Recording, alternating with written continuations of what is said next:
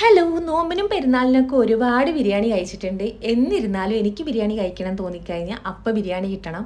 അത് കടയിലെ ബിരിയാണിയൊന്നും അല്ല കേട്ടോ, നമ്മൾ വീട്ടിലുണ്ടാക്കുന്ന ബിരിയാണിക്ക് ഒരു പ്രത്യേക ടേസ്റ്റാണ്. അത് കഴിച്ചാലും മടുക്കില്ല. പക്ഷേ കടയിൽ നിന്ന് വാങ്ങുന്നത് കഴിച്ചൊരു വയറ് നിറഞ്ഞു കഴിഞ്ഞാൽ പിന്നെ ആ ഭാഗത്തോട്ട് പോകാൻ തോന്നാറില്ല.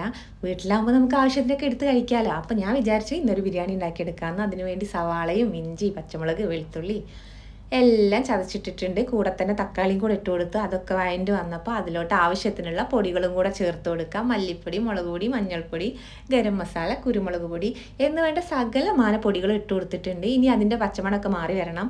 പിന്നെ അതിലോട്ട് 2 സ്പൂൺ തൈരാണ് ചേർത്ത് കൊടുത്തിരുന്നത്. കട്ട തൈരാട്ടാണ് ഞാൻ എടുത്തിട്ടുള്ളത്. പുളി നോക്കിയിട്ട് വേണം ഇട്ട് കൊടുക്കാൻ വേണ്ടിയിട്ട്.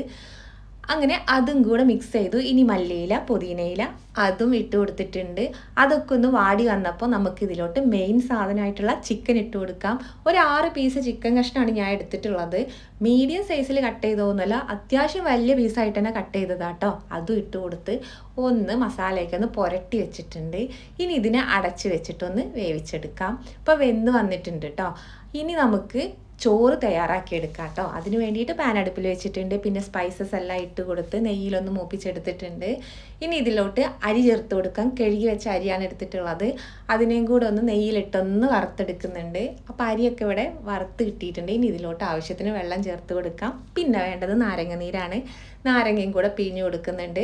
ഇനി ആവശ്യത്തിന് ഉപ്പും കൂടെ ചേർത്ത് കൊടുത്തിട്ട് ഒന്ന് ഇതിനെ മൂടി വെച്ച് വേവിച്ചെടുക്കാം. മീഡിയം ഫ്ലെയിമിലാണ് ഇട്ട് കൊടുത്തിട്ടുള്ളത്. അപ്പോൾ നമ്മുടെ ചോറൊക്കെ ഇവിടെ വെന്ത് കിട്ടിയിട്ടുണ്ട്. ഇനി ഇതിനെ ഒന്ന് മാറ്റി വെക്കുന്നുണ്ട്. അപ്പോഴേക്ക് നമ്മളെ ചിക്കൻ എന്തായി എന്ന് നോക്കാം. അപ്പോൾ ചിക്കന് നല്ല ആവിയൊക്കെ വരുന്നുണ്ട് കേട്ടോ. ഇനി ഇതിലോട്ട് കുറച്ച് ഗരം മസാല ഇട്ട് കൊടുത്തിട്ട് നമുക്ക് ദം ചെയ്തെടുക്കാം. നമ്മൾ കനലിലിട്ടിട്ടൊന്നുമല്ല ദം ചെയ്തെടുക്കണം. ഗ്യാസിലാവുമ്പോൾ അറിയാമല്ലോ.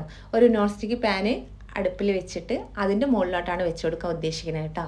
അപ്പോൾ ചോറൊക്കെ ഇട്ട് കൊടുത്ത് കുറച്ച് ഗരം മസാല വിതറി കൊടുത്ത് പൊരിച്ച് വെച്ച സവാള വിതറി പിന്നെ മല്ലിയില, പുതിനയില ഇട്ട് കൊടുത്ത് പിന്നെ കുറച്ച് മഞ്ഞൾപ്പൊടി കലക്കി വെള്ളം കൂടെ ഒഴിച്ച് കൊടുക്കുന്നുണ്ട് കേട്ടോ. മഞ്ഞ കളർ കിട്ടാൻ വേണ്ടിയിട്ടാണ്.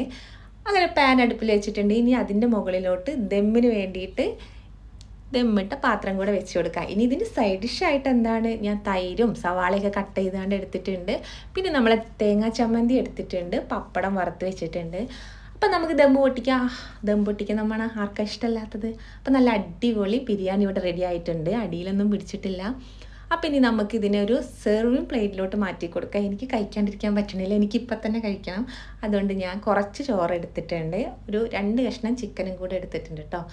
ഞാൻ ലെഗ് പീസ് തന്നെ നോക്കി എടുത്തിട്ടുണ്ട്. അടിപൊളിയായിട്ട് വെന്ത് കിട്ടിയിട്ടുണ്ട് കേട്ടോ. നല്ല സോഫ്റ്റായിട്ട് തന്നെ വെന്ത് കിട്ടിയിട്ടുണ്ട്. ഞാനിതിനെ ഒന്ന് പിച്ചെടുത്ത് നോക്കി.